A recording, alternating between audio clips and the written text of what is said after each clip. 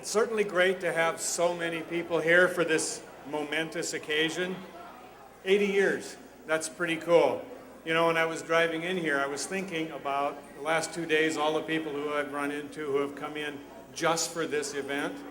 And it made me think how the Reptile Gardens has impacted a lot of lives in a positive way. At least I assume it's positive, because if it wasn't, you wouldn't be here and we'd be having this in the corner booth at the Hardee's on 5th Street. But anyway, more on that later. So let's get started. I want to start out by having Julia come up, and she created this great little trivia game, and there's some for us old people too, and we'll see who can win it. Absolutely. So hi everyone, I'm Julia, and I'm going to help you out with a fun trivia game that we have set up for you. And since this is a gathering of Reptile Gardens alumni, it is Reptile Gardens Trivia. So it should be a lot of fun, and it's going to be a competition. It's going to pit table against table. Ooh, and there are prizes. First prize is this very fine mug. So there's a lot on the line here, folks. It is a game that is used on the internet. You will need one designated person with a smartphone or a tablet. And then to log in, we'll all play against each other. So first off, I'd like to know, is there anyone at a table who does not have any smartphones? Okay, we got one over here. All right, so, well, that's pretty good. We're very technologically advanced Reptile Gardens. So if I could have one of my bird ladies, could you join them over there and help them out with the quiz section? Awesome. Yeah, Teresa or Paige. Excellent. Okay. If you've done this before, it's through the Kahoot program. It's just a fun quiz program they'll use in schools and things like that. And clearly a lot of you are already on top of the game.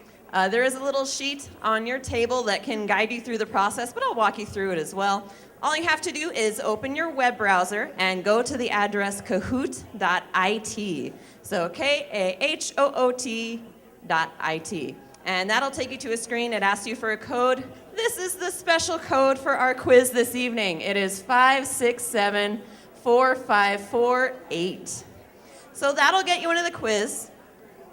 Then it will prompt you for a team name. And Kathy McGuire has already labeled a lot of the tables, and they have fantastic names. My favorites are probably Village Idiots. Classic. And I think there's a Lizard of Oz as well. So you can use those if they fit. I think the limit is 17 characters. Just fit as much as you can. And then you can also enter some nicknames if you like. So here we go. We've got a lot of folks logged on. We'll give you a couple more seconds for all of the old-timers to figure out how their phones work and to log on. If you don't figure it out in time for this quiz, no worries. We are going to have another one later on in the program, and it's just for fun. You won't get graded or fired depending on your performance in this quiz. So yes, there will be prizes for first place, second place, and third place. Third place gets to wear the Shelley costume. Do we need a smartphone over there? It's too long? All right, so we've got Lords of the Work Ring. Awesome. You can just write Lords or Work Ring if you prefer, or you can make up a new one. Okay, well, it looks like we're set to go, so I'm going to go ahead and hit the start button. Here we go. 10 questions, all Reptile Gardens trivia. First question, who was the founder of Reptile Gardens?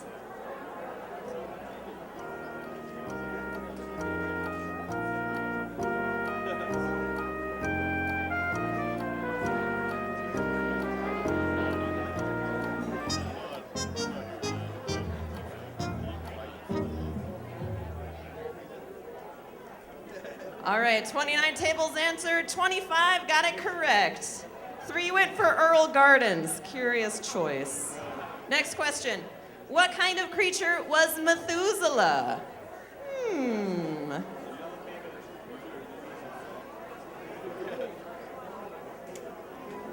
Definitely a tortoise.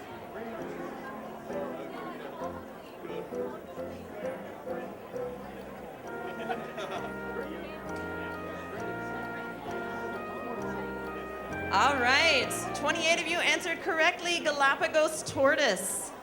Well done, everyone. Question 3, who has been bitten the most in gator shows this decade? Our options are Matt Plank, Kyle Beauchamp, Clint Hubling, and Lance Furman. Who's been bitten the most?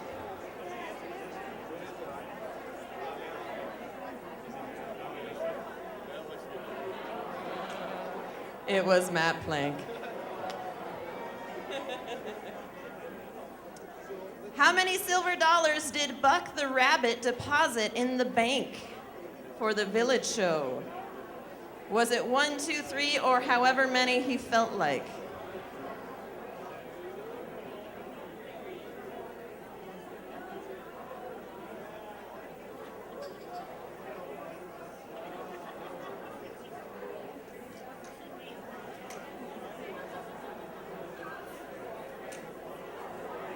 We had 2 correct answers for this one because he was supposed to do 3, so you got points if he put 3 or however many he felt like, because from what I hear, he was not always super reliable.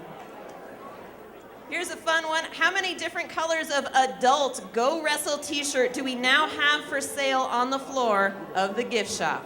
How many colors of adult Go Wrestle? And it looks like red is 7, blue is 12, yellow is 10, green is 37. Well, that would be a lot of shirts to stock.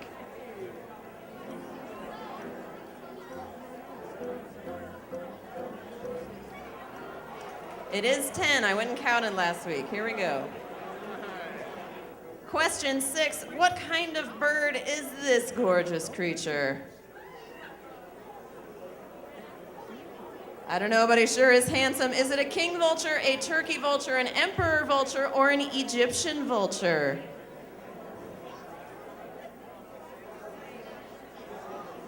Nice to meet you. Chuck Francis.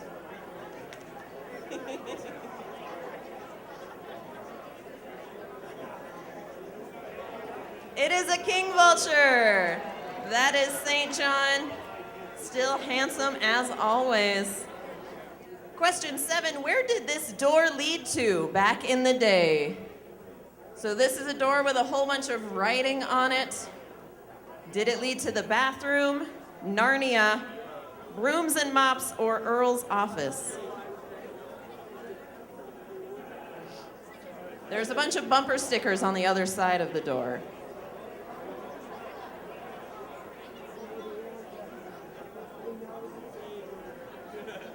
Brooms and Mops. There's one for the maintenance boys. All right, question 8. What was first housed in this structure? And there have been a lot of things in this building, but what was there first? Was it Jersey Giants, Longhorn cattle, goats, or rooks?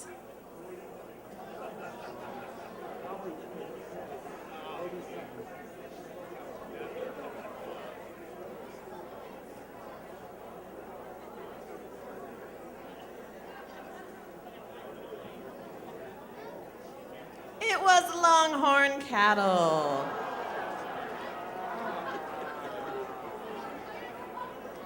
Question 9 of 10, what is the scientific name of the prairie rattlesnake? Crotalus cerastes, Crotalus delicious, Crotalus horridus, or Crotalus viridis?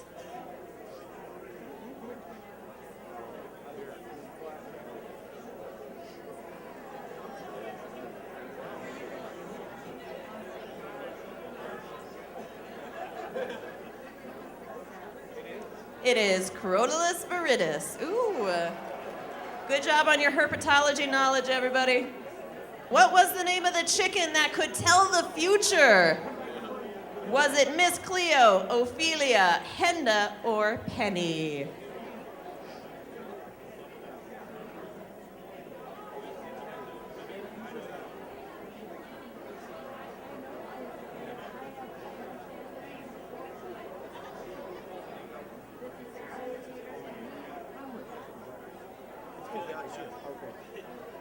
It was Henda. All right. Number 1, Messy Python. Where are you guys at? Fabulous. Very well done. Didn't even start off with a smartphone, and here you are, won the whole thing.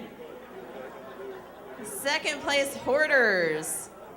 There's got to be more to that name. What's the rest of it? Gift Shop Hoarders. There we go. Okay, Gift Shop Hoarders, second place. Lizards of Oz, third place. Okay. Who got last? I might have to go to the next screen for that one. I'll check it out. So first place, you get this very fine mug. I'm going to come deliver those to you. Second place, a very nice keychain. So where's my second place table? My Hoarders. So you're the Hoarders. Okay, and Messy Python? Also over there? All right, Messy Python, we'll find you. And third place, Lizards of Oz, you're over here somewhere. All right, we will come get you something fabulous. Third place is a sticker. Yeah. All right, well done, everyone. Hopefully that was fun. We're gonna have another one later on.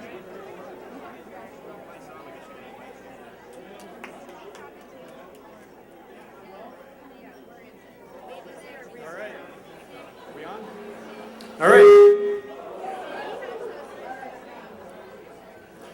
All right, everyone did very well. We tried to throw in some old ones so that those of us who have been around a while would know what was going on. One more quick thing. Oh, by the way, everyone's been asking. My tie dates from 1949.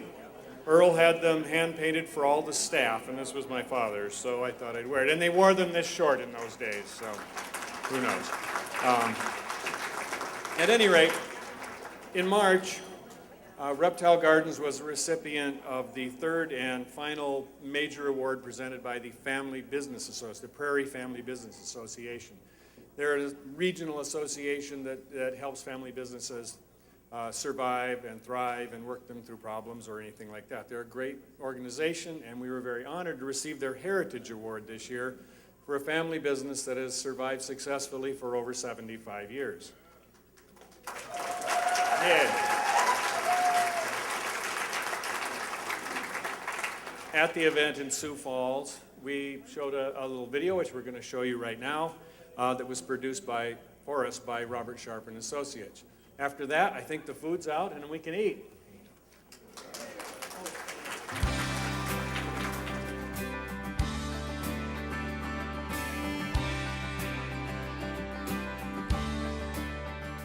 My dad, when he was 18, 19 years old, he had a lot of pet rattlesnakes. And when he was 19, he worked at a tourist attraction. He guided through it. It was a place called Hidden City.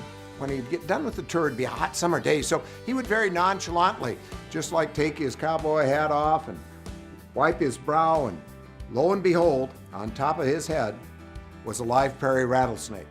Well, as you can well imagine, at that point in time, people could care less about Hidden City. They wanted to know about reptiles, rattlesnakes, or the nutcase that would have a live one on top of his head. And that's really what gave him the idea of starting Reptile Gardens, that whether people hated them or not, there appeared to be a fascination with them. And 2 years later, he borrowed $400, dug a great big pit in the ground, caught animals that were indigenous to South Dakota, and that's how Reptile Gardens began. Really, what I find most enjoyable about working together with my family is quite simply working together with my family. I feel that I'm just a blessed person in that I'm able to go into work every day. I work with wonderful, positive people that are direct family members or maybe just part of our whole Reptile Gardens family. It's a great, great experience. There are a lot of times when there's going to be joy, there's a lot of times when there's going to be controversy, but when it all comes down, everybody's there to support each other and to make sure our business succeeds. And I can't imagine doing anything else. Most of our challenges have been things that like outside the family, like the fire we had in 1976 that destroyed the dome and most of our reptile collection. Of course, anytime you've got a transition from first generation to second, there are issues and challenges, but I think we all faced it head on and moved forward, and I think everybody in the family's found their niche in the business now. No matter what challenges arise within our family or within the business, we are all extremely motivated to continue making Black Hills Reptile Gardens successful. But I'll tell you, one of the things that really sets us apart, I believe, is the fact that our customer service is over the top. And that is because we have so many wonderful, wonderful people that work for us now and also have worked for us over the years. Matter of fact, we're going to be having our 80th anniversary this summer. All former employees are invited to it, and we fully expect to have 300, 400, 500 people show up. So many people have worked at Reptile Gardens in our 80-year history, and our family is 100% in debt to those people for their work and dedication and making Reptile Gardens what it is today. Obviously, we could not have done anything or been where we are without them. Well, the future looks bright. Reptile Gardens improves every year. Our staff works very hard to not only improve the physical part of the facility, but also our staff. You know, we work very hard every year just to create a better experience. You know, I think my parents, Maud and Earl, would be so proud of how the business has held up over the years and the fact that we all still get along so very well. My family would just really like to thank the Prairie Family Business Association for giving us this wonderful honor. We can't tell you how much we appreciate this. Thank you so much.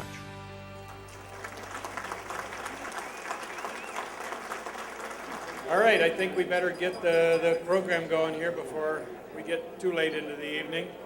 I just have a few things to say and then we'll get on with it. 80 years, as we said, is a really long time to be in business. It's a really especially long time for a family business and not being at each other's throats the whole time. Surprisingly, the majority of family businesses fail early on into the second generation. And we are heading toward the third generation, and we're still thriving and doing well. Thank you.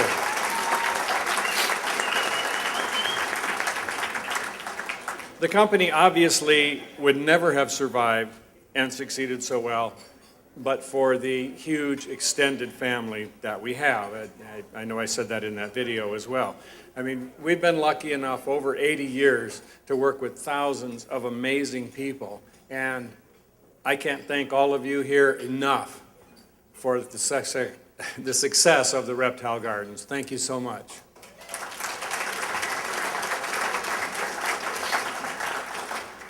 On a personal note, I was thinking that I first started coming out to the Reptile Gardens when I was a little kid with my mother because she couldn't afford daycare, so the gator wrestlers were my daycare.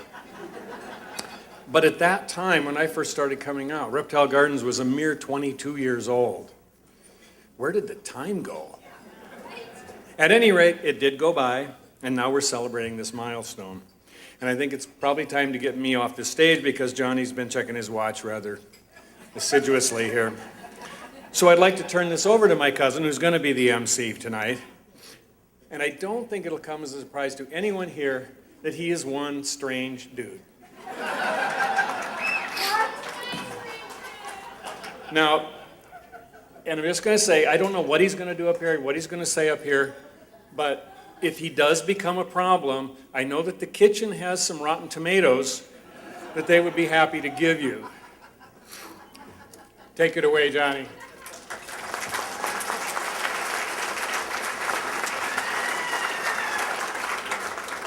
Family. Yeah, Joe's exactly right. I tell you what, I just can't even believe this turnout. I mean, God, it's just heartwarming to me to see all these people and from so many years. For you, thank you. Even you, Joe Hall. But anyway, we have what I hope is a fun program, and I hope it's not overly tiring for you. Planned for you tonight.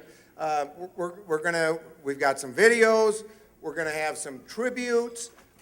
We're going to have, well, just I think a lot of fun. A lot of fun up here tonight. So, Johnny? What? Johnny? What? Well, you know, I just want to say something. I mean, you've always been... Jeff, in case you didn't realize, I'm up here kind of introducing the whole program for tonight. Well, I'm kind of busy right now. I know. Okay. Thank you. Yeah. Family.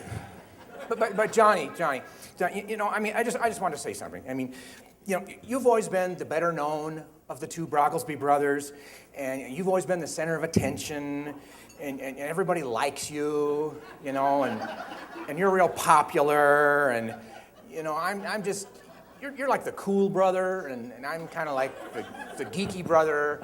You know, you're the life of the party and all that, and I just, you know, was wondering maybe tonight here, maybe just for a few minutes, I could be out front for Reptile Gardens. And I've got some really interesting things to share with people, and I think it'd be real interesting, and everybody would like it, Johnny, if that'd be okay with you. You know, I mean, just me, you know. Okay, what do you think? Give the little brother a shot? Well, your family wants you anyway. Oh, that's good. Okay. Okay, well, thanks so much, Johnny. Anyway, what I have here is really interesting. It's a list of the receipts for our entire first year of operation in 1937.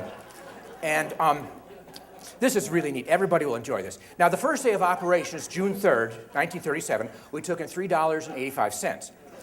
The next 3 days in a row, June 4th, 5th, and 6th, we took in $0. But the next day, June 7th, we took in $5.10. Now this is an increase of 32.5% from the first day. However, on the 6th day, we only took in $3.60, and this represents a decrease of 29.4%. The 7th day, we didn't take in anything, but to summarize, Reptile Gardens in the first week took in $12.55 in admissions. And this averages out to $1.79 a day for the first week. So, Johnny, isn't that interesting, Johnny? Jeff. Okay, now as we move into the second week, on June 10th, Reptile Gardens took in $2.55. Jeff, boring. On June 11th, Boring, there was a boring. 76.4 decrease in business. Jeff. We only took in 60 cents. Jeff. Boring. What? Boring. Don't you want me to go on? Sure. I'd like to hear more. Thanks. Okay. Well, June 12th was another one of those terrible days when we took in $0. And June 13th was a better day, took $4.27. So that means the average for those 2 days would be $2.14. That's the first 2 days. Usually Monday and Sunday were the biggest. Is this okay, John? No, Jeff, how much longer are you going to be doing this? Well, it's not much longer. That was our first year, and we have like 80 years No. to go here. No, Jeff, no. No. Yeah, just, No, you know, people. okay. No, this isn't going to work, buddy. Johnny, people love statistics like this. Especially, this is the 80th anniversary dinner. People are, I mean, look at them. They're getting all nostalgic. They And- love and statistics. Half Syria- these people are alligator wrestlers. They didn't even graduate from high school. But Johnny, they're all teary-eyed. Can't you see Yeah, that? they're teary-eyed, all right. Boredom. Jeff, I mean, God, I do love you, and you are my brother. Mm-hmm. But this is weird, Jeff. This is weird. This is strange. You are weird, Jeff. Me? Yeah, you. Me? I'm weird, huh? Yes, you are. Okay. All right. So maybe I'm weird. Okay, yeah, I'm weird. Maybe the fact that I had to share a bedroom with you the first 12 years of my life has something to do with being weird. Huh? Did you ever think of that? Okay. Maybe you have a point. Okay, I guess so. Maybe you have a point. Jeff, I apologize, but I mean, Yeah. we really have, we've got some important people here tonight, and we really need to get going with this, okay? Okay, yeah, important people, you say. Yeah, Jeff, we have important people. Who would that be, John? Well, we have a VIP table right over here. We have South Dakota Public Broadcasting. We've got Kevin Wooster and his wife Mary right over here.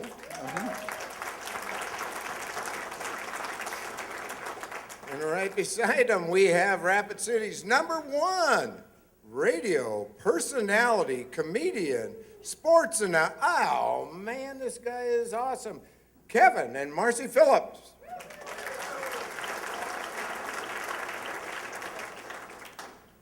we have Tom and Nyla Griffith. Tom is a writer for the Rapid City Journal, the feature writer. And he's gone. Guess we're not getting the story. Only reason I asked him.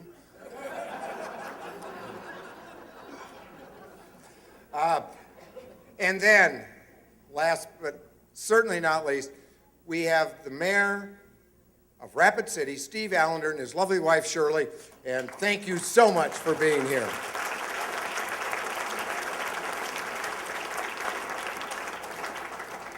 So, Jeff, I'd like to ask Mayor Allender to come up. I think Yes. he has a little something to say. Okay? Okay.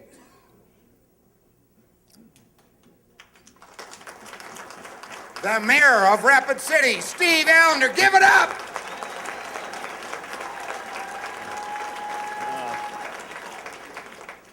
This is good. I'm sorry I'm not campaigning for something right now. Well, I'm glad, thank you for the invitation to come here and let me help you celebrate 80 years of business at Reptile Gardens.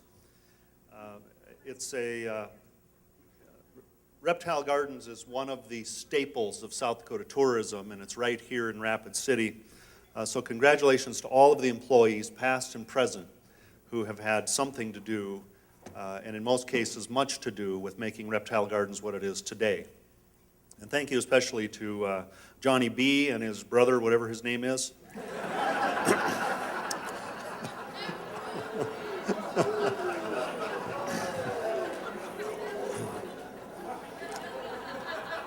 I'm just playing along. You know, in the early 90s, my sister, who lived out of state, came here and she brought all of her children and some of the rest of her family, and we went out to Reptile Gardens, and they all said, "Reptile Gardens? What do reptiles have to do with South Dakota?" And I said, "Just trust me. Reptile Gardens is it's going to be a cultural experience. You're going to be enlightened by being there." And so they thought it was kind of weird to go to see alligators in South Dakota and that sort of thing. So we went out to Reptile Gardens, we walked around, went through the dome, did all the normal stuff, and then it was time for a alligator wrestling show. And so we got up to the bleachers and we were watching some kid that looked like he was probably 18 or 19 years old. And he was pretty cool. You know, I thought it was pretty cool that a kid was in there wrestling an alligator, and he had a microphone on, and he was explaining what he was going to do and so on, and how alligators, you know, you do this and you do that, and you put your knees up underneath their elbows, and kind of giving the crowd a lesson on alligator wrestling. And so then he gets on this alligator, and he's talking about the jaw strength, the muscle in the jaws of the alligators, and how they really have a lot of gripping power, you know, down pressure, but not much up pressure, so you can really hold their jaw super easy. And so he's talking like this, and the alligator all at once just does this, and gets some of this kid's fingers in his mouth. And so the kid freezes, and my nephews and nieces are little. And so the kid just freezes, and he says into this microphone, "Oh, fudge."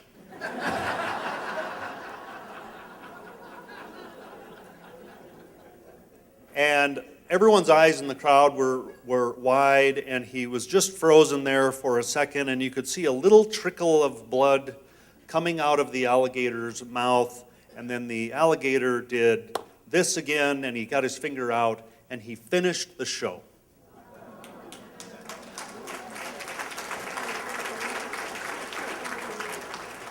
And I said to my nephews and nieces, "See, South Dakota culture."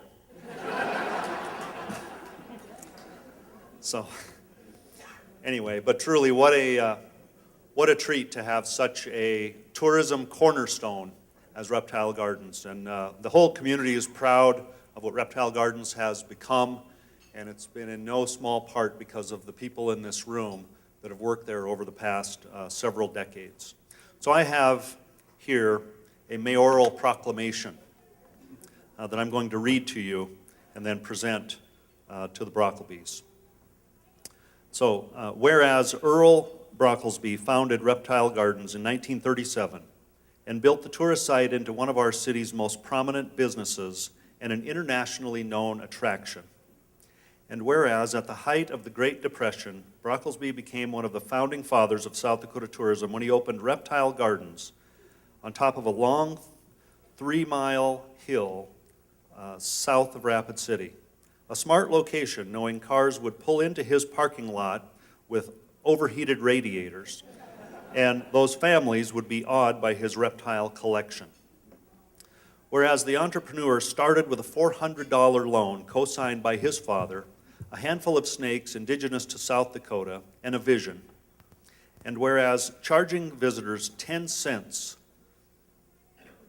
now if you're good at math, Jeff, charging visitors 10 cents to watch him jump into a pit and play with snakes, Brockelsby made $3.85 on his first day at 10 cents a piece. 5 cents for children. 5 cents for children. Okay. So he made $3.85 on his first day and a whopping 40 and 50 cents the next 2 days.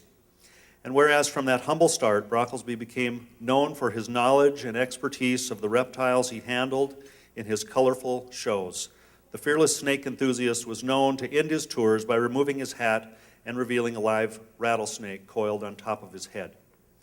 And whereas in 1965, Reptile Gardens would find its new home in a valley 6 miles south of Rapid City, which proved to be the right fit.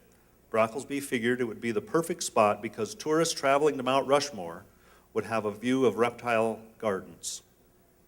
Whereas Earl Brockelsby passed away in 1993, and the second generation of family continues to successfully expand and promote the business. And whereas this year will mark Reptile Gardens' 80th anniversary, the tourist attraction has grown to hold the world's largest collection of reptiles, which now includes over 200 species and subspecies of reptiles and more than 1,000 animals. It employs 100 seasonal and 20 full-time employees. And whereas Reptile Gardens is a Rapid City tourism icon and has done wonders for the South Dakota tourism economy and the local tourism industry. Now therefore I, Steve Allender, Mayor of Rapid City, South Dakota, proclaim June 17, 2017 as Reptile Gardens Day in Rapid City, and urge all citizens and businesses to observe this day by acknowledging the accomplishments of Reptile Gardens over the past 80 years. Congratulations.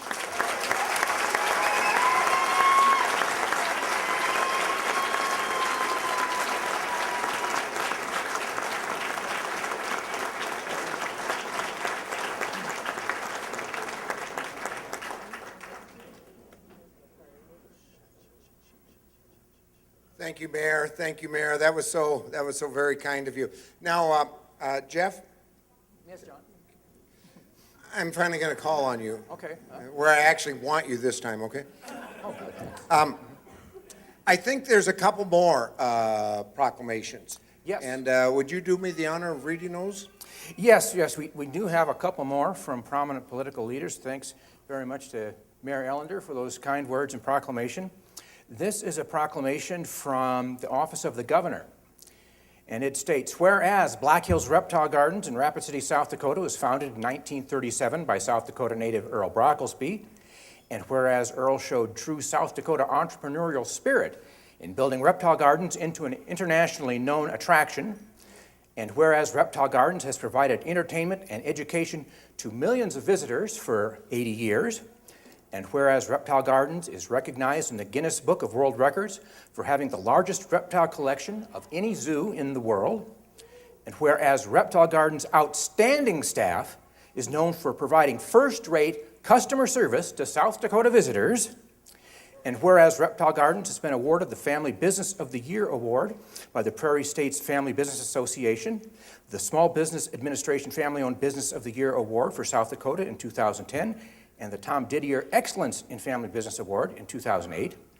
And whereas Reptile Gardens was named by USA Today as one of the top 10 roadside attractions in the United States in 2001. And whereas over the years, Reptile Gardens has provided the first opportunity for employment for thousands of young people. Now therefore, I, Dennis Daugard, Governor of the state of South Dakota, do hereby proclaim June 17th, 2017 as Reptile Gardens Day in South Dakota.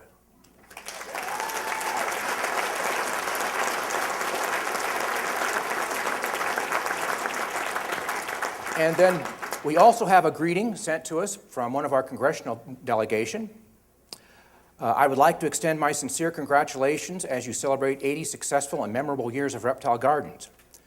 Reptile Gardens is one of the staples of South Dakota's ever-growing tourism industry and a household name throughout the state. Remaining true to the vision of 19-year-old Earl Brockelsby, Reptile Gardens has thrived since its opening in 1937. From humble beginnings in a building that could better be described as a shack, Reptile Gardens has grown to be the largest reptile zoo in the world, employing hundreds of people throughout the years and supporting various causes throughout South Dakota and the Black Hills.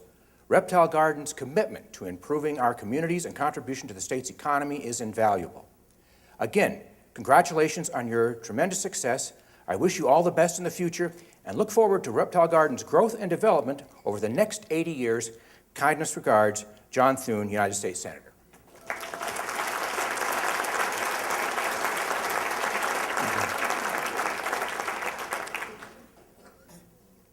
That's pretty cool. Pretty cool that that they recognized us and all of you and so on and so forth. But let's just do a kind of a fun thing. I think we did this at one of the other reunions, Chef. But let's just and what we'd like people to do is we're going to announce different jobs that you may have had at Reptile Gardens. And when we announce the job, and if you did that job, just stand up, please. And then let's. I think we better hold the applause till we get up. And if you did multiple jobs, it's okay to stand up multiple times, because many of you did. Okay, first off, not a job necessarily, but who here met their spouse while working at Reptile Gardens?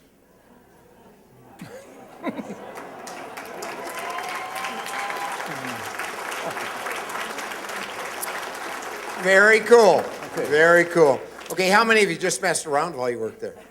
Johnny, Johnny, we're a family attraction. Gee. Okay, how many for how many of you was working at Reptile Gardens your first summer job?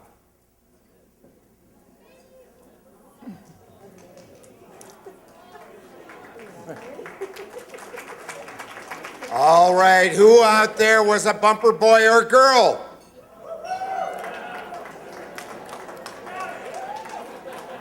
Okay, who was a maintenance person?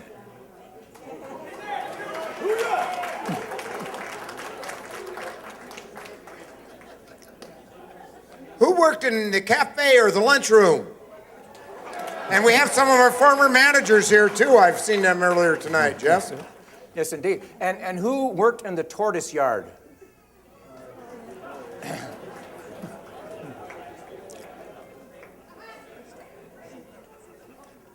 I think Jeannie Chase is standing up every time. I'm not sure. Who worked with the mini Winnies, the horses? Okay. Who was a dome guide? Oh, boy. Who worked in the gift shop? Who was a clerk? Big crowd there. Big crowd there. Okay. Who's? Oh, no. This is. It's not on the script. Oh, Okay. great. Yeah. Who ever rode to work in a crew car? And you young people don't even understand this concept. But we had so doggone much fun in those cars. Okay, who was the driver of a crew car? Okay, go on. Yes. Who worked at the front door selling tickets? All right. Who worked at Bewitched Village? Enthusiastic group. Yes, yes. Enthusiastic group. And who worked with the birds?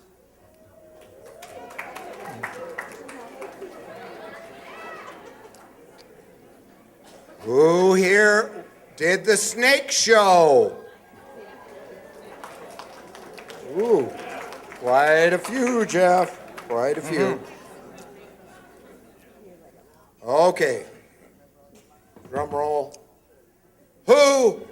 Okay, and with this one, okay, we're going to do this just a little bit differently. With this next one, I want everybody who has done this to actually come forward and kind of line the stage. Anybody out there who has wrestled an alligator at Reptile Gardens, please come forward and line the stage.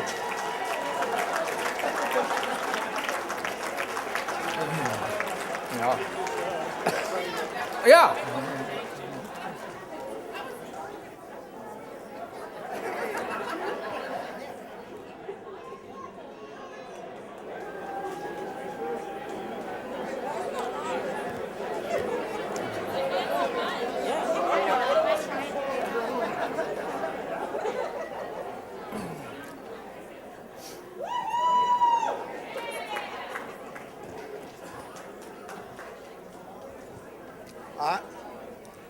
I got it. Good question, Bob. Yeah. I'm actually kind of astounded. We have this many that are still alive.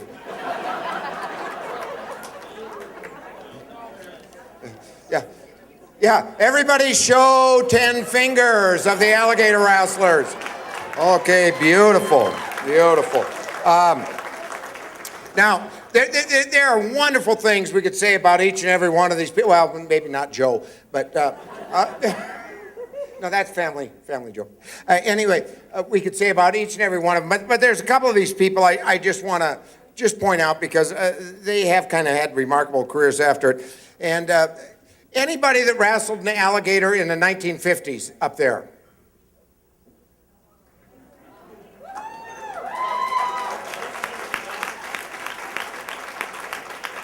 We've got alligator wrestlers from the 1950s. That's unbelievable. One of them was a fellow by the name of John Evans. Yeah, that's John Evans.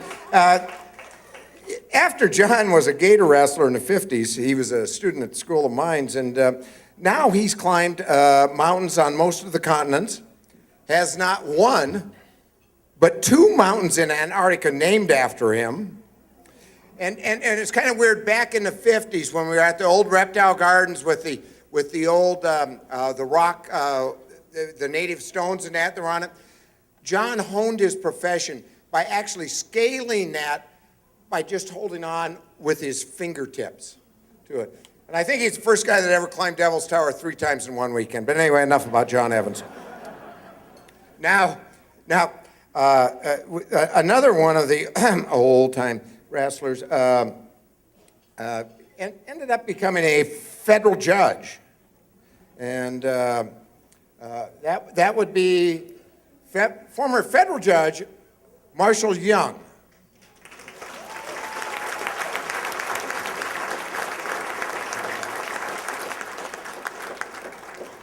And my brother also wanted me to say that he was the juvenile judge before he was the federal judge, and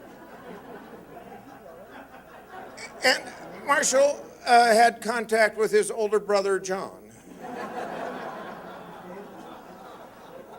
So Jeff thanks him for keeping me out of jail. And Marshall actually wrestled alligators in front of over 500 judges when he was in his 60s. So I think he might have been the oldest alligator wrestler in history at Reptile Gardens. No, I don't think so, John. No. Oh, hold it. Yeah. One older person. Mr. Budinsky here. Nick Hall from England by way of Massachusetts and Florida actually wrestled like about a year or 2 ago. And I don't even say how old he was. I believe he's here with us tonight. Where's Nick? Oh, there Nick is. So anyway, a question we always get, Arguably the most prestigious position at Reptile Gardens is gator wrestler, right? Because these are young kids and they're single tourism girls, tourist girls that are there. And so anyway, their status goes way up and it's a lot of fun for them and that. But so how the heck do you become a gator wrestler at Reptile Gardens? How do you become a gator wrestler at Reptile Gardens? That's a good question, John. Yeah, well, I mean, first of all, you know, you have to have worked at the gardens for a few years. Yeah. You have to have worked for a few years. You got to be, I think, 18 years old now. Is that right? Yes, yeah, that's right, 18, yeah. And then there's an IQ test, isn't there? Yeah, there is, yeah, we got that. You know, Johnny, I heard that, you know, to work as a gator wrestler, you have to have at least an IQ of 3, right? But I heard that if we scored any lower on that test, we could become upper management.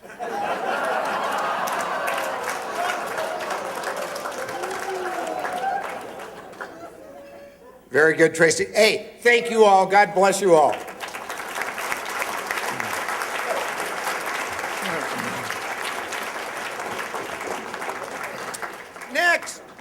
Next up on the agenda, how many of you out there remember Methuselah, or some of you, if you're real old, remembered him as Earl, but our giant, iconic tortoise?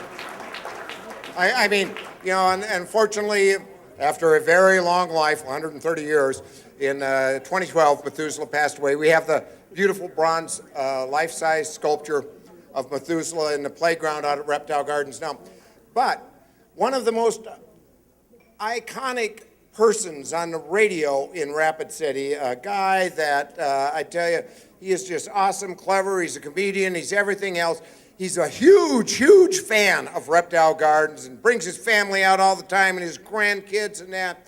And this gentleman felt so horrible when Methuselah passed that he wrote a song dedicated to Methuselah. So I would like our dear friend, Kevin Phillips, to please come up here and do this song Methuselah, which it's awesome.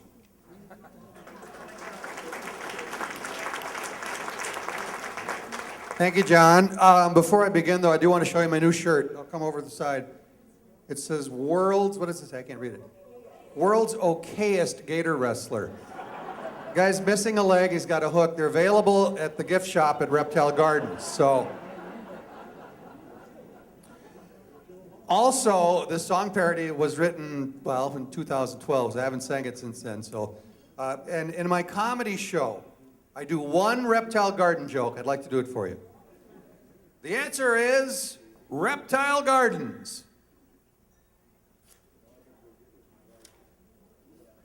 What do you call a salad bar for South Dakota attorneys?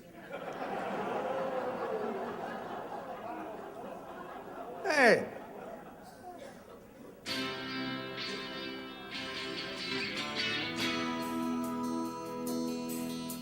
We met at Reptile Gardens just south of town, where I gave him watermelon and he chowed it down. It was Methuselah, Methuselah.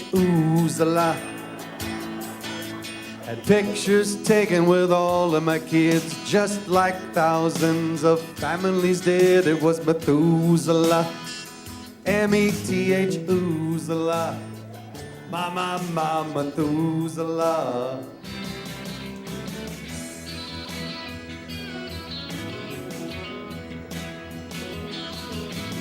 I'm not the world's most sensitive guy, but I love it, and I rub his neck every time he walks by. Methuselah, Methuselah.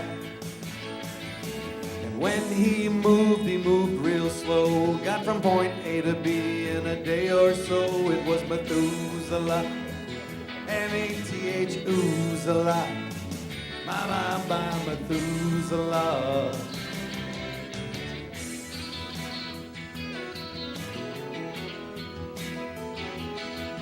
Willie lived to 130 years by never smoking or drinking beer.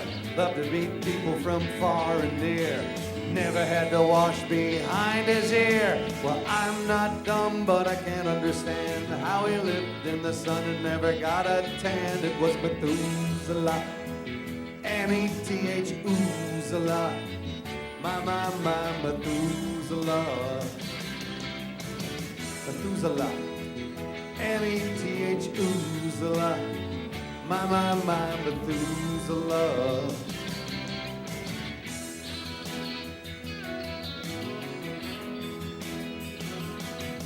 I came to his shed.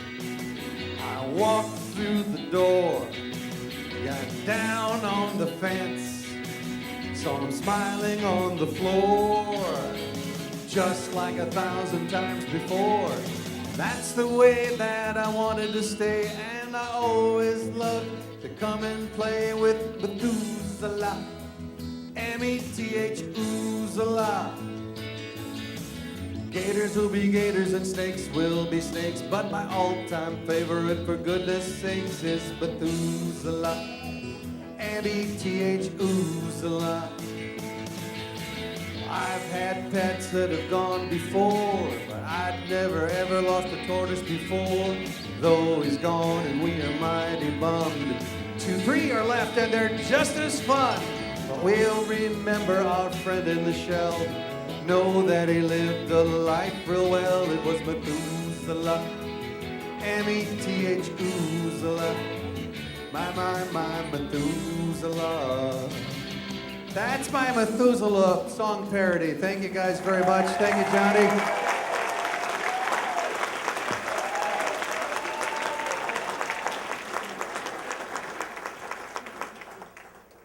How awesome. Kevin friggin' Phillips. That is so cool, Kevin. Thank you so very, very much. Many people, as we all know, have contributed to the success of Reptile Gardens over the past 80 years. We wish we had time to mention all of them, but right now we're going to pay tribute to just a few of the most important people in Reptile Gardens history who are no longer with us. First off, we have Marv Basham with his wife Hazel. In any case, there he is. Marv was at Reptile Gardens from the very beginning in 1937. In fact, even before it was Reptile Gardens. Marv was the only one of Earl's new Reptile Gardens crew of 4 who had any building experience. So he was appointed foreman for the construction of the original 18 by 24-foot Reptile Gardens building. Then after World War II had intervened, Marv needed more steady income, so he took a job at Coast to Coast Hardware. He worked there until 1964 when Earl asked him to come back to Reptile Gardens as the head of maintenance and projects for the new Reptile Gardens. He was always extremely loyal to Earl and to the gardens, which even included running out to work in the middle of the night during blizzards to make sure the dome had heat. He worked 6 days a week, well into his 90s, and retired only shortly before his death in 2011 at age 94.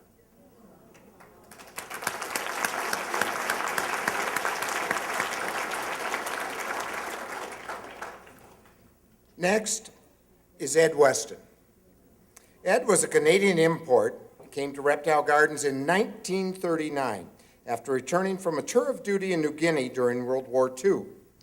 He spent the remainder of his working life at Reptile Gardens until his death in 1977. Ed helped make the custom bricks that covered the building with Black Hills minerals that made up the front of the remodeled original Reptile Gardens building. He long worked as assistant curator of reptiles with Earl Chase. In later years, Ed was most often seen guiding guests through the safari room. Ed was a diligent worker and a quiet and thoughtful man who did not flaunt his knowledge and intelligence. Ed Weston.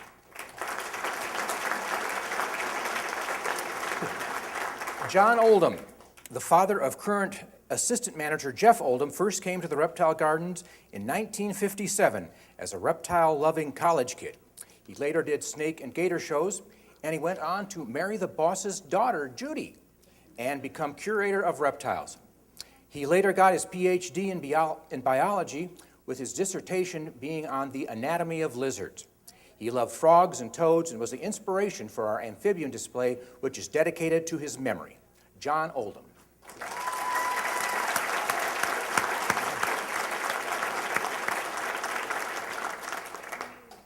Next up, one of my best friends, Jim Campbell.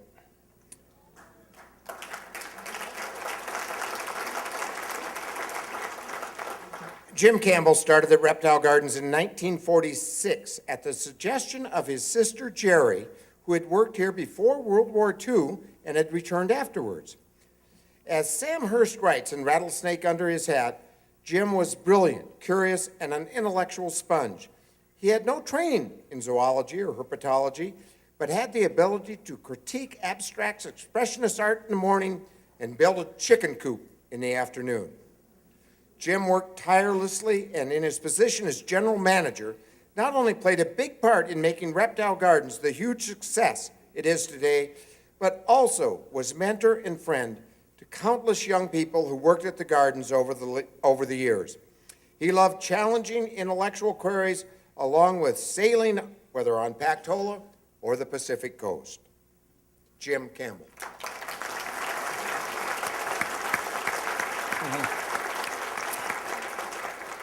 Earl Brockelsby ran into Rhode Island-born reptile keeper Earl Chase at the Bronx Zoo in 1950. He asked Chase for advice regarding his latest acquisition, an Aldabra giant tortoise which had not been feeding and was in poor health. He soon realized that Chase knew his stuff, and shortly after returning to South Dakota, offered Chase a job as curator of reptiles. The Chase family pulled up stakes and moved to a small zoo in South Dakota, sight unseen. Chase was a highly intelligent naturalist who was not only instrumental in establishing the Reptile Gardens reptile collection as world-class, but also wrote a number of books, regular columns for the Rapid City Journal, and was well known and loved throughout the area for his countless reptile programs for school groups and EMT classes. If that was not enough, Chase was also a highly accomplished musician and photographer. Earl Chase.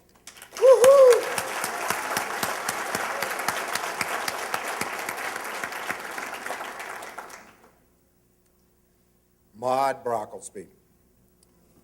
Maud Brockelsby, Earl's wife. Guess my mother, right? Yeah. Okay, yeah, my Mine mother. too. Yeah. Oh, yours too, yeah. Yeah, Was always a strong supporter of Reptile Gardens. In the early days, she tolerated snakes being housed in the basement of our home. Later, she encouraged Earl to focus his energies on Reptile Gardens, even though he had many other business interests. Throughout her 95-year life, she maintained a devoted interest in the success of Reptile Gardens. However, family harmony always came first to her. Maud Brockelsby.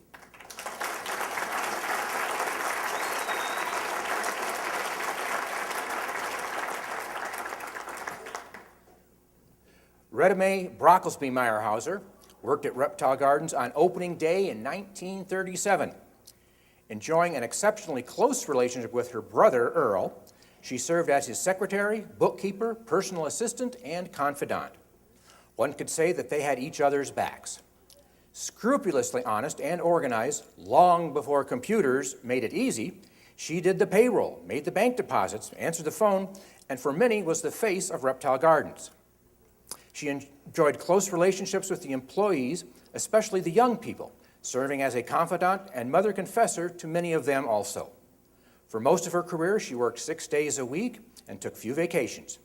She was planning to work on the day she died in 1980, at the age of 83. Retta Mae Meyerhauser.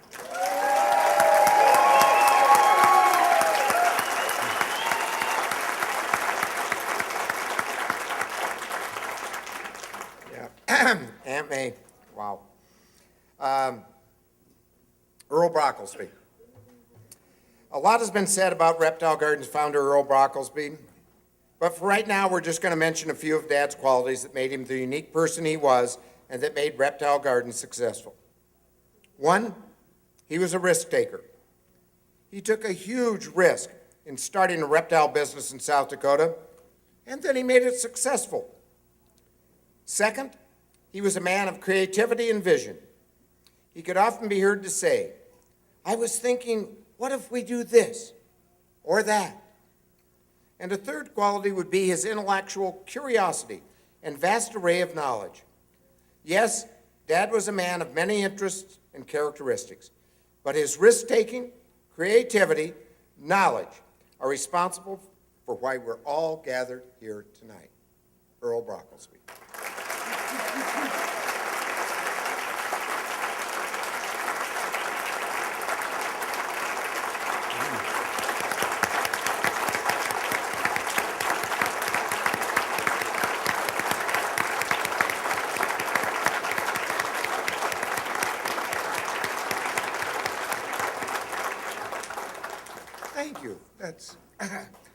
That's actually very touching to me. But Earl and the Reptile Gardens have had a remarkable story. Fortunately, now there's a book that gives a true accounting of the tale. If you're interested in getting your hands on some of our history, your history, come visit the book table at the back of the room. And we are fortunate enough to have Sam Hurst here tonight, the Emmy Award-winning author of the book. And now I would like to introduce Julie again. We've got one more trivia game.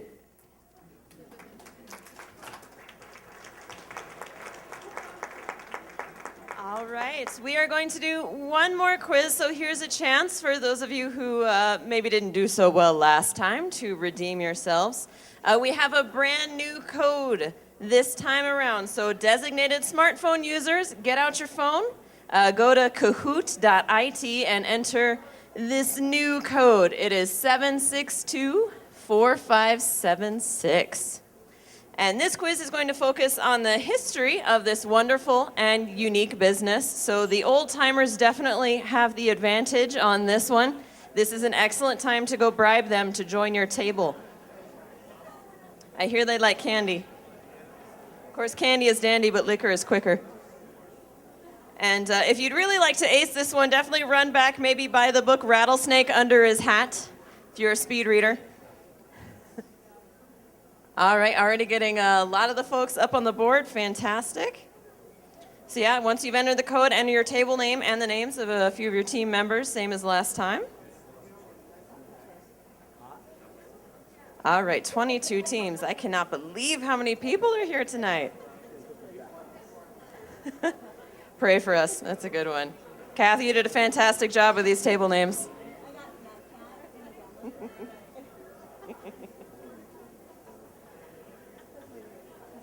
Okay, we've got 28. We'll wait a few more seconds for another one. And again, just for fun, and you can join mid-quiz if you want, that code is going to be at the bottom of the screen here. I'll make it full screen. There we are. And we've got the Village Idiots and the Fang Gang.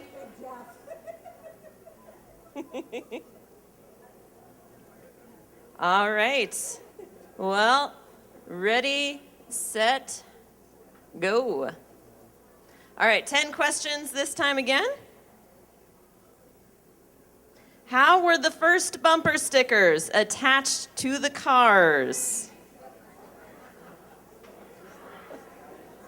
Was it tape? Was it sticky backs? Was it string? Or was it glue?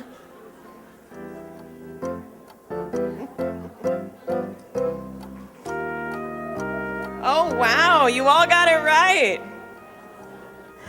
Well done, everybody. On to the next. What year did Methuselah arrive at Reptile Gardens? Was it 1938, 1961, 1954, or 1947?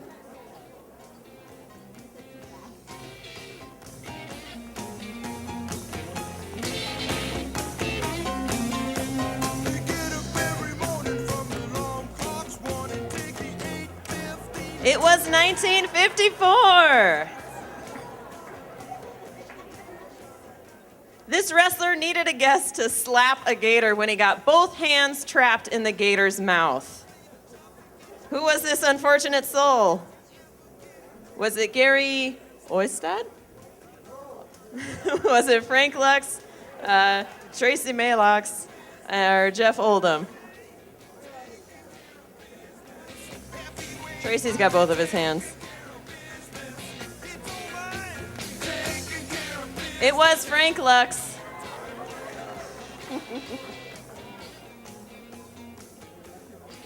Question 4. What caused the fire that burned the dome in 1976? Was it pot-smoking staff members? Was it an electrical short? Was it a wildfire? Was it a campfire in the safari room? It was an electrical short. Question 5. What was Reptile Gardens' infamous haunted house called? Was it Nightmare on Highway 16, Herpetological Horror, Jungle Terror, or Doom at the Zoo?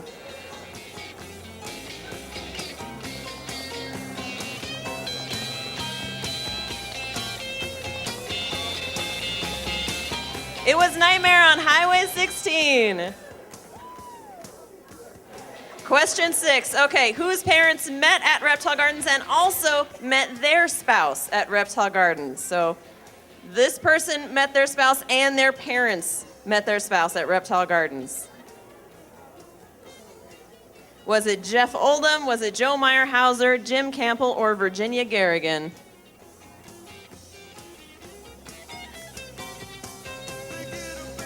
It was Joe Meyerhauser. Aww. Question 7, how many former staff members became federal judges? 1, 2, 4, or 7? We know it's at least 1.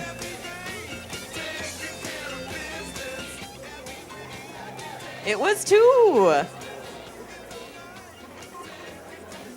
Question 8, how many Reptile Garden staff members that we know of have been in prison? Just Johnny B. Slightly less prestigious than the federal judge thing. Was it 8, 3, 34, or 17?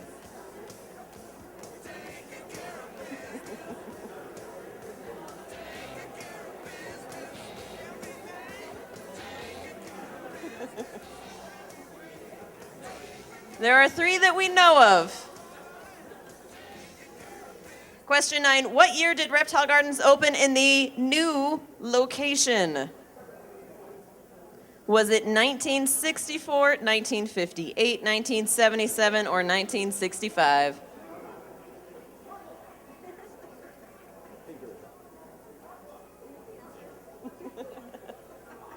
It was 1965. You guys are doing great. Last question, how many head reptile curators has the Reptile Gardens had in 80 years? 11 is red, yellow is 28, then we have blue for 6, green for 16.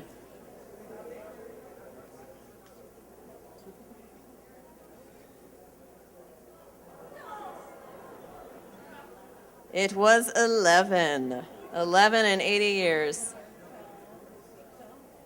Here are our top teams. Gold prize to Petunia Patrol. You get a very fine magnet. Congratulations. Second place, Domicidal Maniacs. Where are you? Ooh, very nice. You guys get spoons. Reptile Garden spoons. Excellent. And third place, Croc Rockets. You get a bumper sticker. Where are you guys at? Croc Rockets? Paging? Okay. We'll find you. All right, thanks everybody. Hope that was fun.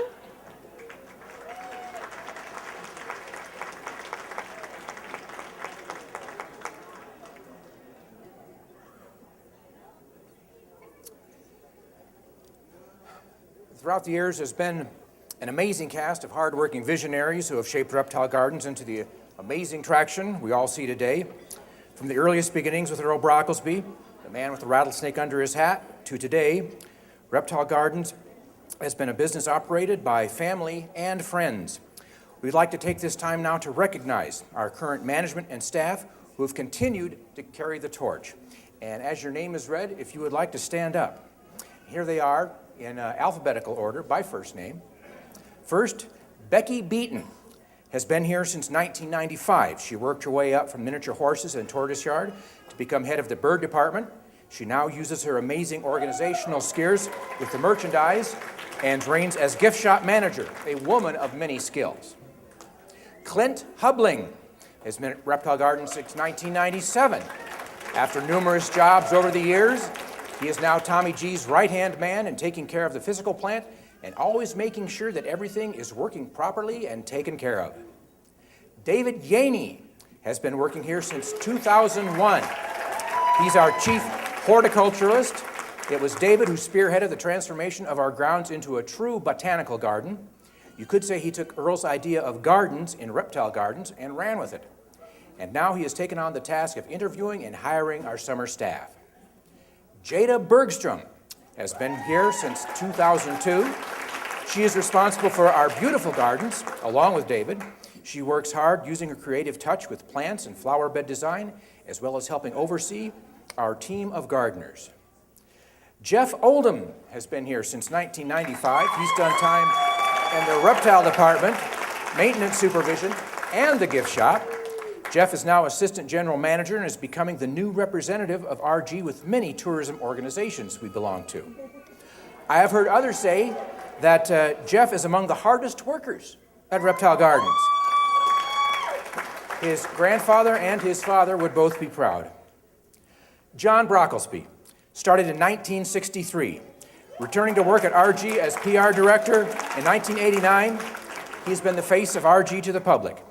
From serving on the Governor's Tourism Board to making sure everyone knows about Reptile Gardens, he is the PR guy who is absolutely known by all.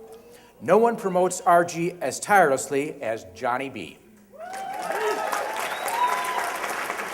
Julia Kittleson has been a bird girl since 2008 and is now curator of the bird department. In addition to writing bird show script, training birds and show people, and caring for animals, Julia is always ready, willing, and able to help out on any project like these trivia games. Recently, she has become queen of social media for Reptile Gardens. Kathy McGuire has been here since 1995. She's known around the area as the Bug Lady, but also knows how to nurture the delicate amphibians in her RG domain.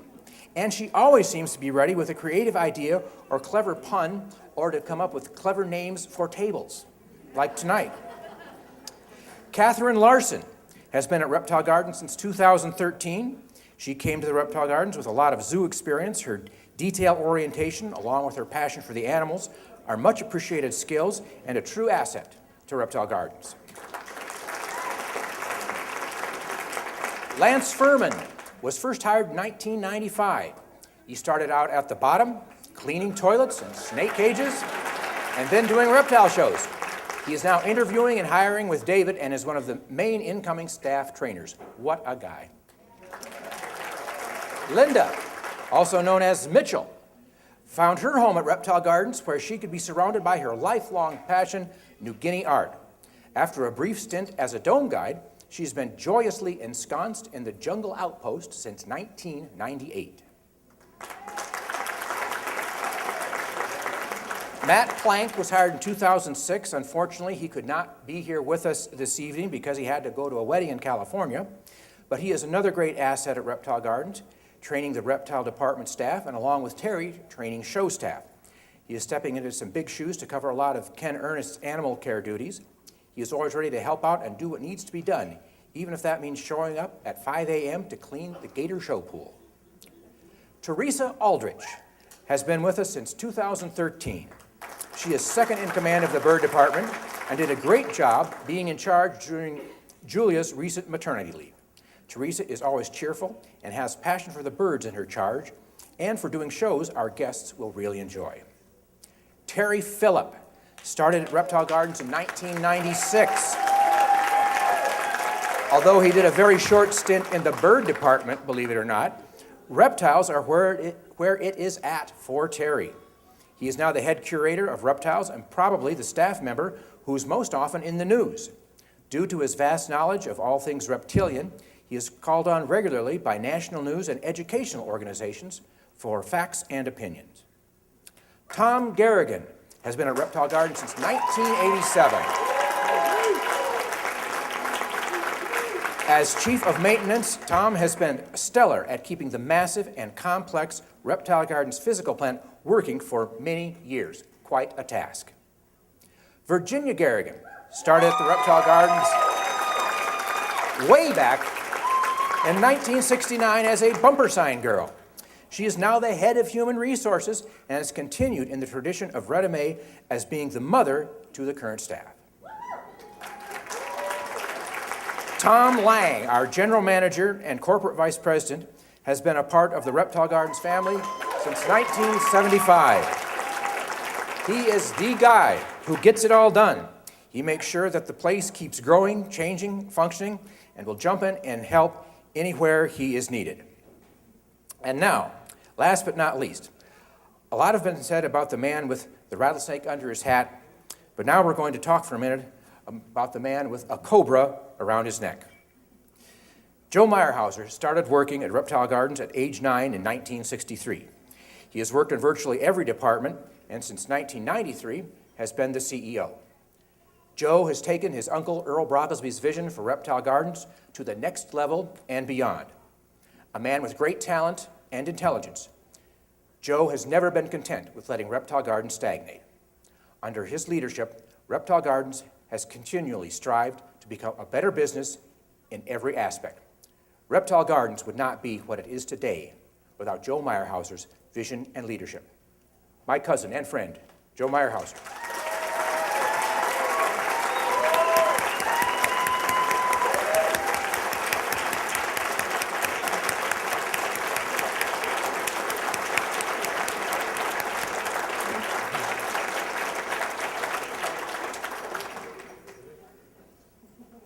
Standing ovation? I'm a little miffed. I didn't see that when you mentioned me. For good reason, too, John. Well, I suppose there is, Jeff. But anyway, we have received so many awards and things over the 80 years at Reptile Gardens for amazing customer service. And the amazing customer service at Reptile Gardens is because of all of you who have worked there over the years. And I can't tell you how much we appreciate it and how much we want to thank you for the great customer service, over-the-top customer service that you have given to our guests for 80 years. Thank you. But Johnny, have you ever thought about what it would be like if Reptile Gardens had horrible customer service? Horrible customer service?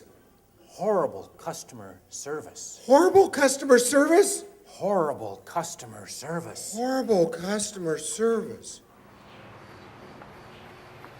And here's a map of the grounds. Thank you. And you can head right out the door. Welcome to the Reptile Gardens. In just 5 minutes, we'll be having our snake show, which is to your right as you exit the Sky Dome. It's showtime. What a bunch of losers.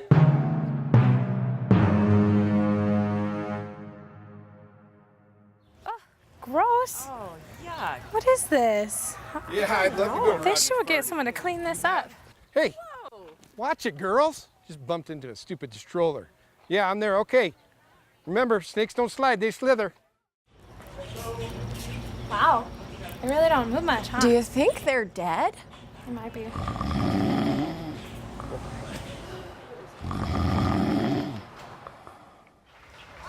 Excuse me? Do you know how late Mount Rushmore's open? Not a clue.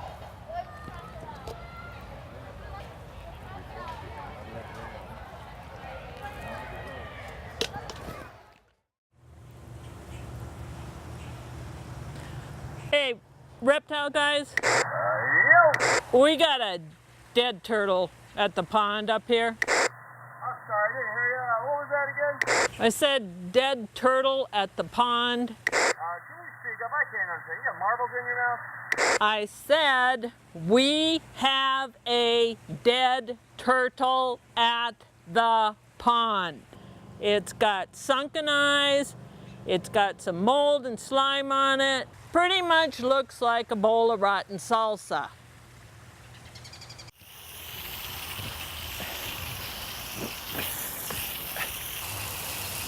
Did you just spray me with water?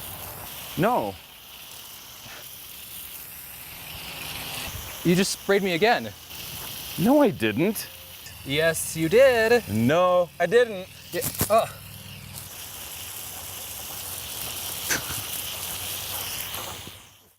Look at the jug. This looks super fun. Oh, wow.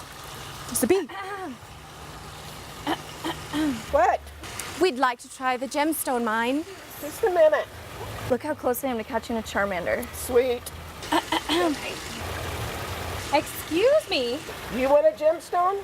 I got your gemstone.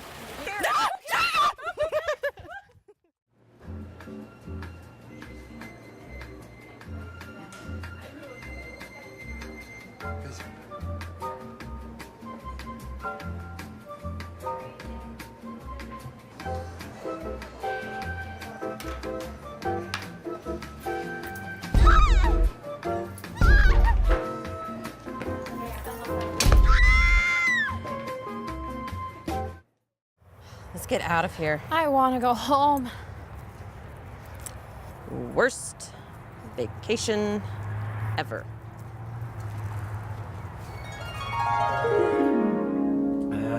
Johnny B, wake up.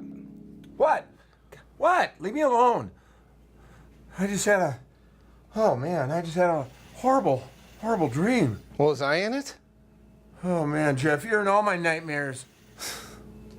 Gotta love working for a family business. Typical Johnny B.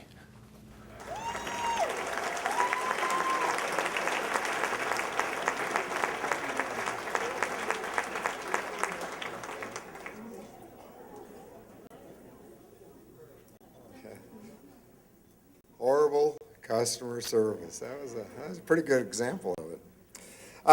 Right now, and I'd just like everybody just to stand, stay standing, hold the applause till the end. It's going to be quick. But we have a whole bunch of the people that are here that have been working continually at Reptile Gardens for over 20 years. So Clint, Terry, Becky, Jeff, Lance, Ruth, Tracy, Kathy, Barb, Tom, Virginia. John, there's a couple more. There's a couple more. No, that's all I got here. No, there's a couple more. There's Johnny for 54 years, and Joe for 54 years. Okay. Well, but you didn't really work the whole 54 years, of course.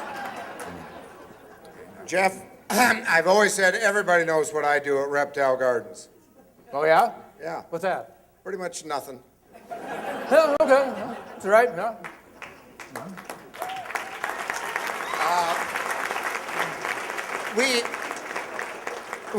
We have another person I just want to honor tonight, and he couldn't be with us tonight, but he just retired this year, and that is Ken Ernest, who was our head curator of reptiles. He retired this year after 25 years of faithful service, but we want to recognize him for his dedication to Reptile Gardens. Now, Ken, he grew up in Los Angeles, California, and first began working with alligators and crocodiles at his family's reptile zoo as a young man. While there, he did everything, including performing hundreds of shows and ultimately taking over operations from his father. This is where Ken began his humble beginnings, dedicated to the care, education, and conservation of reptiles. Not only was he a world-renowned crocodilian expert, he was also a world-renowned reptile expert in general. However, he never sought the spotlight, only cared about the animal's welfare. And his knowledge of reptiles was unmatched. In fact, former Reptile Gardens staff member and former long-term curator of reptiles at Brookfield Zoo, Ray Pauley, once said, "Ken has forgotten more than I'll ever know about reptiles." Ken retired this year, and we hope he's able to spend his free time riding his motorcycle all over the hills, but from 1991 to 2016, Reptile Gardens was fortunate enough to have Ken as head curator of reptiles. His vast knowledge and expertise helping bring a new level of professionalism to Reptile Gardens, and we are forever grateful for his service.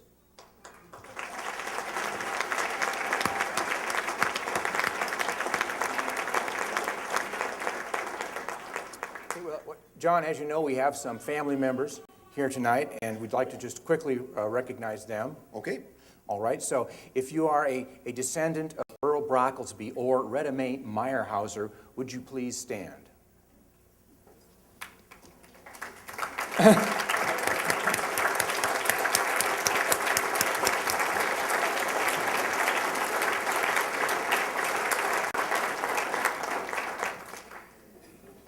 You know, Reptile Gardens has won many awards and that, but you know, and it truly would not be possible without our great staff. There are two people I just need to kind of call out. It's kind of special that are here this evening, and the first one is Jerry Jones. Jerry would be our most experienced employee, the only employee left from pre-World War II era, and she was the first female rattlesnake show person. Please give it up for Jerry Jones.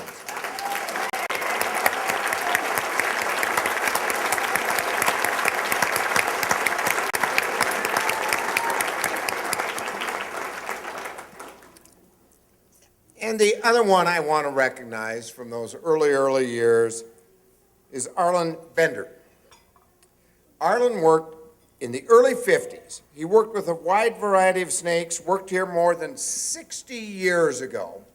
And I just found out last night from John Evans, he told me a story, that back in 1957, my father had hired a weird reptile guy out of Louisiana by the name of Arthur Jones to go to Africa and catch Nile crocodiles. Arthur did it, he did it successfully. Way back in 57, I think Dad's out-of-pocket was about $27,000, so it wasn't a cheap deal. Well, Arthur got the crocodiles back to Louisiana, where he was from, and then we had to get them crocodiles from Louisiana up to Rapid City. And so head curator, Earl Chase, Joe Meyerhauser Sr., I believe, was part of that crew. Arlen Bender was part of that crew, and then John Evans joined him. And so the four of them brought these crocodiles, which those of you that worked in the 60s and 70s remember the big crocodiles that we had outside during that time period. And so Arlen was a part of that also, and so we want to recognize him. Arlen?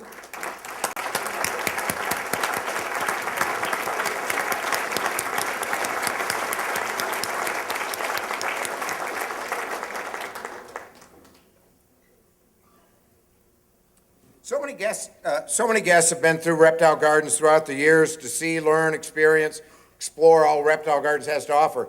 In addition to helping our guests make memories that they will cherish for the rest of their lives, our other primary job is to educate guests. So Tracy went out with a camera crew to see how much our guests learned while in the Black Hills and at Reptile Gardens.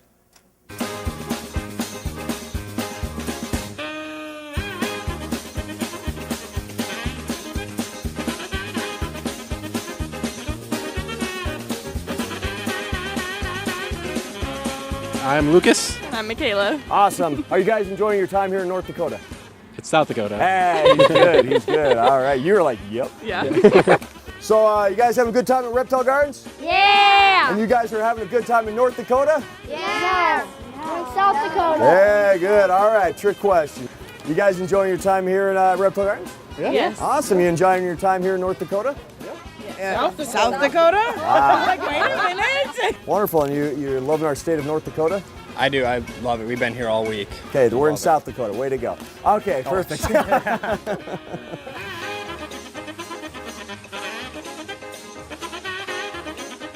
Washington, Lincoln. Jackson, and Grant. Adams? No? George Washington, Theodore Roosevelt, Thomas Jefferson, and Abraham Lincoln. Yeah, yes, it's Grant. I have no idea. Abraham Lincoln, nobody said I said that. Yeah. George Washington, Teddy Roosevelt, Thomas Jefferson, and Abe Lincoln. We have no idea, apparently. Obama. Obama's on there. No. Lincoln. Teddy. Yep. George Washington. And TJ, Jefferson. right? Yeah. Jefferson, yeah. Aren't they all on money? Shouldn't we have known that? No, they're not all. I don't make money. I don't know what they look like.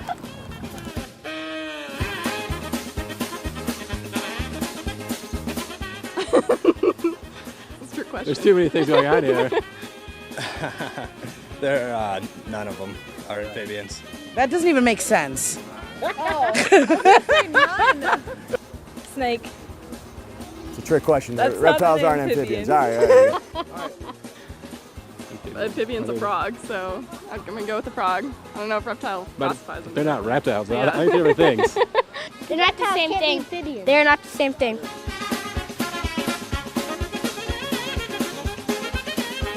One of them's armored all the way around. It has like skin or something. I think it's like the scales or I have no something, idea. yeah. The size of the head. The alligator has a more narrow snout, I believe, and or crocodile's got the wider. No, just the head. That was, what is it? Their eyes? Their eyes are on top of their head, and with the alligator, it has like a round nose or whatever. Also, I think it's the water they live in, isn't it? I don't know, like saltwater and Saltwater freshwater. versus freshwater. Let's go with that. Sure, we're gonna go with that That one. seems like a good answer.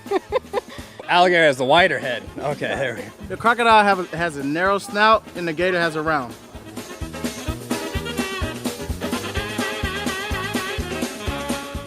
I have no idea. Just cut the limb off. I'm just kidding. Cut off the circulation. Suck and spit. Cut off the circulation. Stay calm. Antivenom. There you go. No, I seen it on Snakes on a Plane. Yeah, that movie. Yeah, that's a very factual movie, yes. Oh, really? No.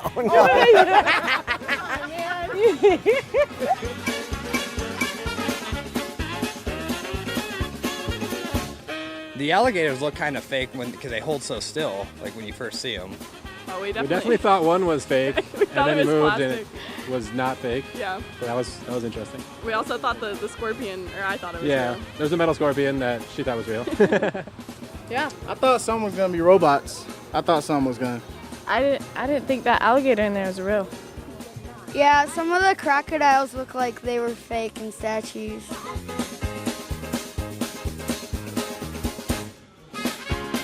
What do you suppose the highest level of education is for somebody at the bird show? For somebody watching the bird show? No. What is the highest level of education that gator show person has? Probably 10th grade. What would you say the highest level of education would be for a bird show person? College degree. Probably a lot of education. I don't even know. I would say their college degree. I would say probably bachelor at least. What about the gator show person? I think this is this guy, so I'm going to say anybody could probably do it. I think they just gotta be crazy, but I mean, I guess an education would probably help too. 3rd grade education, that's all you need to be an alligator wrestler. Kindergarten? That's overqualified. Definitely not kindergarten. Or pre-K.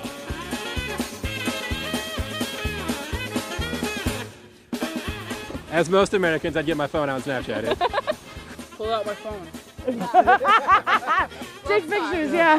World class, yeah. Take pictures. I'm gonna take pictures. I don't know, I would feel kind of bad if I started YouTubing it.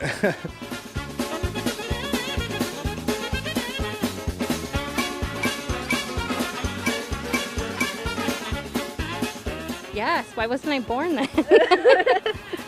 Oh, for sure. I concur. Can Jason take his shirt off too? It'd be fun to watch.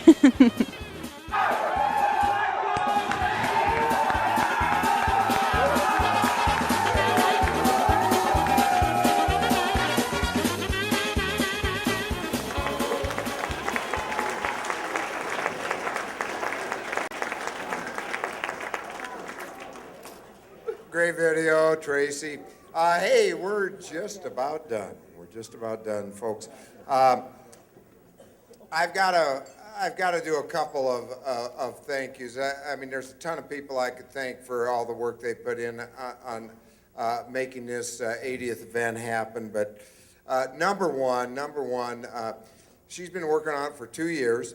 And I can't even tell you, I work in the same office with her, so I see how much work she's done. And we owe a huge, huge debt of gratitude and a thank you to Virginia Garrigan.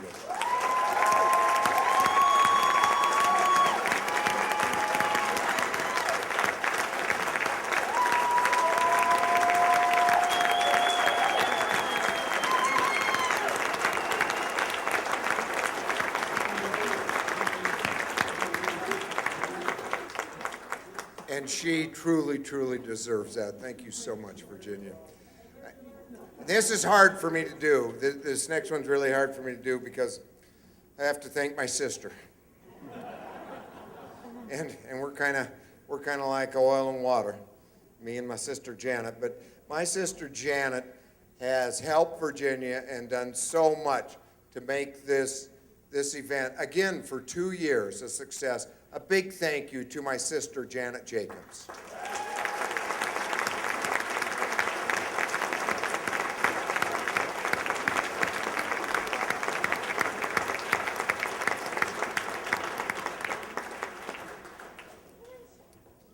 And then the lady that created our trivia, and she also scripted some of the videos that we saw tonight. We owe Julia a huge round of applause. Thank you, Julia.